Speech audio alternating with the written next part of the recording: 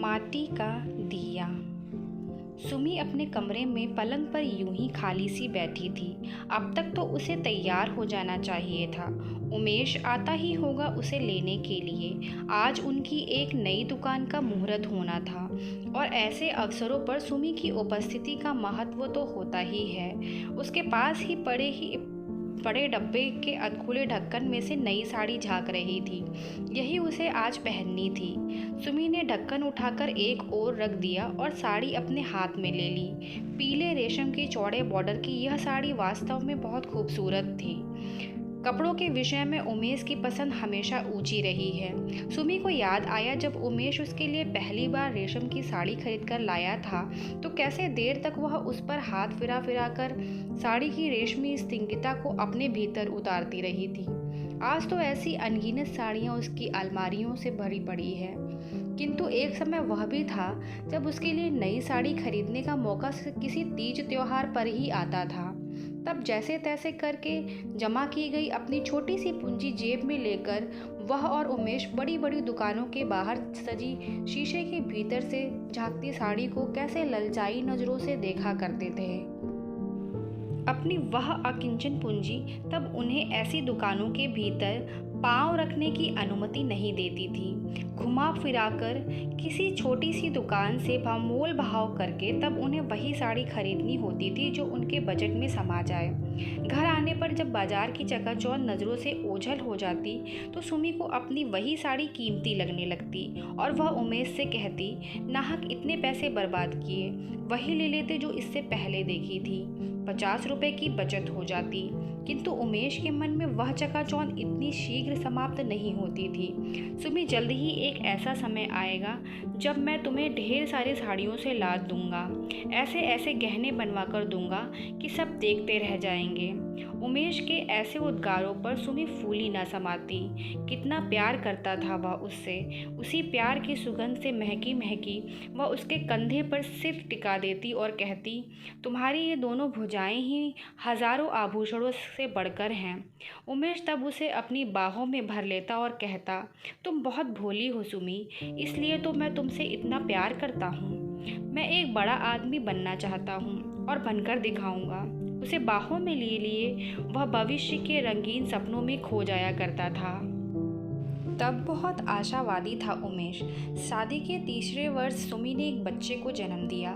दिवाली के ही दिन उन दोनों ने मिलकर उसका नाम रखा दीपक। उस दिन दोनों कितने प्रसन्न थे। अमावस की वह काली रात उन्हें ऐसी लग रही थी मानो जैसे 100 सूरज उगाए हों उनके जीवन में। उसके बाद तो उमेश का छोटा सा व्यवसाय दिन पर दिन बढ़ता ही चला गया, मानो दीपक अपनी नन्ही हथेलियों में सुख समृद्धि रूपी प्रकाश लेकर आया था। अब तो यह हाल हो गया कि उमेश के छूने से मिट्टी भी सोना बन जाती। उमेश ने अपने वचन के मुताबिक सुमी को गहने व कपड़ों से लाद दिया था। अपना छोटा सा घर छोड़ के अब वो बड़े घर में आ गए थे। इतने बड़े घर की देखभाल अकेले सुमी नहीं कर सकती थी, इसलिए नौकर चाकर उसने रख लिए। धीरे धीरे उसका रसोई घर भी एक कुशल रसोइये के हाथ में चला गया, क्योंकि घर पर अब आए दिन पार्टियों के आयोजन होते रहते थे। दीपक का कमरा खिलौनों से इस कदर भरा हुआ था कि कमरा कम खिलौनों की दुकान अधिक लगता था। दीपक एक न एक खिलौने उठाए घर भर में चहकता फिरता था।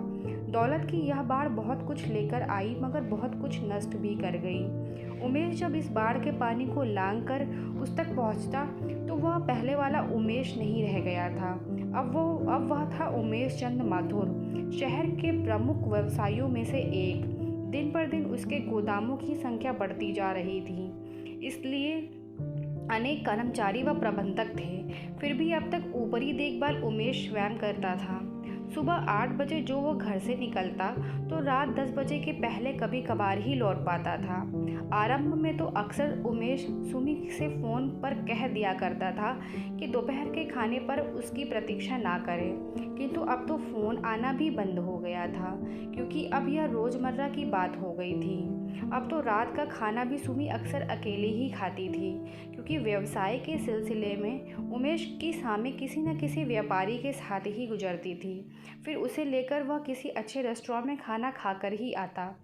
जब तक सुमी दीपक के साथ व्यस्त थी तब तक उसे समय इतना भारी मालूम नहीं पड़ता था। अपने खाली समय का एक एक क्षण वह दीपक की किलकारियों से भर लेती, लेकिन जल्द ही दीपक के लिए एक आया का प्रबंध कर दिया गया। फिर 4 साल का होते होते उमेश ने दीपक को नैनीताल के एक नामी स्कूल के हॉस्टल में भेज दिया। इस प्रकार सुमी का अकेलापन दिन पर दिन बढ़ता गया। उमेश चाहता था कि वह भी शेष संपन्न स्त्रियों की भांति किटी पार्टी में जाया करे और अपने घर में भी ऐसी पार्टियों का आयोजन किया करे। इससे उसका समय आसानी से व्यतीत होगा और धनाढ्य परिवारों की स्त्रियों में उसका उठना बैठना भी होता। किंतु सुमी को यह सब बिल्कुल पसंद ना था। अपनी दौलत के नशे में डूबकर ताश के पत्ते फेंटती और किटी पार्टियों में अपने कपड़ों और गहनों की नुमाइश करती स्त्रियों की बनावटी बातों से वह जल्दी ही ऊब जाती थी। वे सामने आने पर जिससे हंसकर बात करती थी, पीठ पीछे उसी की बुराई करने लग जाती थी। स्वयं को दूसरों से बड़ा बताकर दिखाना उनका उद्देश्य होता था। सुमी के लिए तो बस वही दिन उत्साह भरे होते थे जब उसे दीपक से मिलने हॉस्टल जाना होता था या दीपक अपनी छुट्टियां व्यतीत करने के लिए घर आने वाला होता था। तब वह दिन भर बाजार घूमकर उसकी पसंद की चीज़ें इकट्ठा करती थी, लेकिन दीपक के वापस जाते ही फिर वही खालीपन उसे घेर लेता था। उमेश के साथ तो अब उसे किसी पार्टी व आयोजन के साथ जाने भर तक ही मिलता था। वहां जाकर भी वह अपने मित्रों में व्यस्त हो जाता था। देर रात में वे दोनों थके हुए लौटते और सो जाते। सुमी उन दिनों को यादों में खो जाती जब वे घंटों बैठ इधर उधर की बातें किया करते थे। अचानक दरवाज़ा खुला तो सुमी की विचार श्रृंखला भंग हो गई। तुम अभी तक ऐसे ही बैठी हो? दुकान से 2 बार फ़ोन आ चुका है, सब हमारी प्रतीक्षा कर रहे हैं। हाँ, अभी तैयार होती हूँ। अतीत की स्मृतियों की जबरन पीछे ढकेल कर वो जैसे तैसे खड़ी हुई। उसे जोर का चक्कर आने लगा। वह दोनों हाथों से सिर थामकर पलंग पर निढाल गिर पड़ी। यह देखकर उमेश ने घबराहट में नौकरों को आवाज़ दे डाली और स्वयं डॉक्टर को टेलीफोन करने लगा। 15-20 मिनट में ही डॉक्टर आ पहुंचा। इस बीच वह बौखलाया सा सुमी का सिर दबा रहा था तो कभी ठंडे हाथों को अपने हाथों से गर्मी पहुंचाने का प्रयत्न कर रहा था। डॉक्टर ने आकर भली भांति जाँच की, एक इंजेक्शन लगाया और एक कागज़ पर कुछ दवाइयों के नाम लिख दिए। उसने उमेश को तसल्ली देते हुए कहा, अधिक चिंता की वजह से इनका दिमाग पर बोझ है, डरने की कोई बात नहीं है। हाँ, कमजोरी काफ़ी है पर जल्दी ही ठीक हो जाएगी, लेकिन इन्हें अधिक प्रसन्न रखने का प्रयत्न कीजिए। डॉक्टर के जाते ही उमेश ने स्वयं के ना आ सकने की सूचना अपने प्रबंधक रामदयाल को दे दी और कहा कि कार्यक्रम की तारीख आगे बढ़ा दी जाए।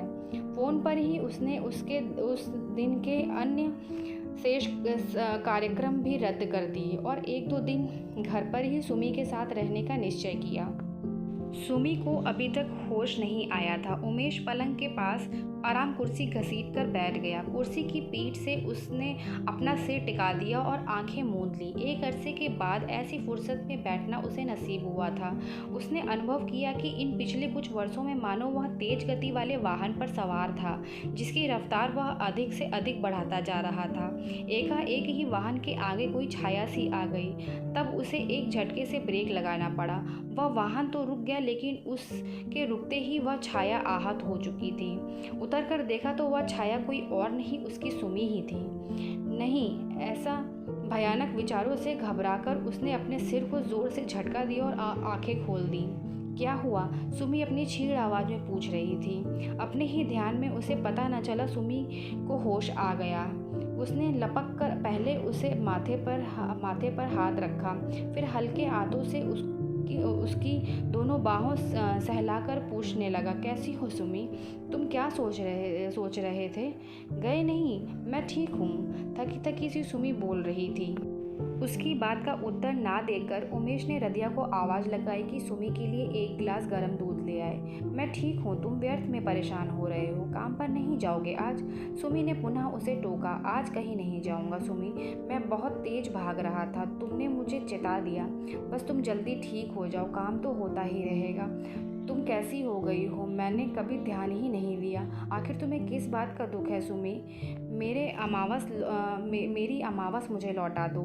उमेश, वही शांत और स्निग्ध अमावस जिस दिन मैं दीपक को जन्म दिया था। तुम्हारी दौलत की चकाचौंध से मुझे घबराहट होने लगी है। हमने संपन्नता का सपना देखा था साथ साथ, लेकिन उसे भोग रहे हैं अलग अलग। तुम मुझसे दूर चले गए हो, दीपक दूर हो गया है। मुझे मेरे दीपक की रोशनी लौटा दो। दिवाली आने में कुछ ही दिन रह गए हैं। तुम जाकर उसे ले आओ। कम से कम दिवाली पर तो उसे हमारे साथ होना चाहिए। इतना कहने में ही सुमी थक सी गई और चुप होकर उमेश के चेहरे पर नज़र गड़ाए देखती रही। उमेश के भीतर भावनाओं का ज्वार उमड़ आया। मैं कल ही जाऊंगा और दीपक को अपने साथ लेकर आऊँगा। अब वह यहीं रहेगा हमारे साथ। आखिर इस शहर में भी अच्छे स्कूल की कोई कमी तो नहीं। अब वो यहीं पढ़ेगा। सच में उमेश, सच कह रहे हो? मैं न जाने किस अंधेरे में गुम हो गया था। मैं धन का अंबार तो लगाता गया, पर यह ना देख सका कि हमारे संबंध उसके नीचे दबते चले जा रहे हैं। उमेश धीरे धीरे कह रहा था, मानो अपने आप से बात कर रहा हो। डॉक्टर की दवा से सुमी शीघ्र ही अच्छी हो गई। कुछ कमजोरी रह गई थी, लेकिन मन में उत्साह पुनः उमड़ने लगा था। वह पूरे मनोयोग से दिवाली की तैयारियों में जुट गई। तीसरे दिन दीपक को साथ लेकर उमेश लौट आया। दिवाली के दिन हर साल की तरह चंद माथुर की कोठी आने जाने वाले लोगों का अपनी सजावट से आकर्षित कर रही थी। रंग बिरंगे बल्बों की लड़ियां पेड़ पौधे तक जगमगा रही थीं, लेकिन सुमी ने तो बाहर निकलकर वह सब देखा भी नहीं। वह तो माटी के दिए में तेल भरने में व्यस्त थी और मन ही मन सोच रही थी कि माटी की पवित्रता की स्पर्धा भला बिजली के बल्ब कैसे कर सकेंगे। दीपक माँ के आसपास ही मंडरा रहा था। तभी उमेश भी भीतर आ गया। लाओ, बाकी काम मैं खुद कर दूंगा, तुम जाकर तैयार हो जाओ। सुमी काम छोड़कर उठ खड़ी हुई और हंसकर उमेश की तरफ देखा। उमेश ने दीपक को अपने पास बुलाया, फिर दोनों मिलकर शेष दियों में तेल भरने लगे। तब सुमी की आंखों में प्रसन्नता की नदी तैरने लग गई। दोस्तों, ये कहानी आपको अच्छी लगी हो तो इसे लाइक और शेयर करें और मेरे चैनल को सब्सक्राइब करें। इस कहानी को सुनने के लिए आपका बहुत बहुत धन्यवाद।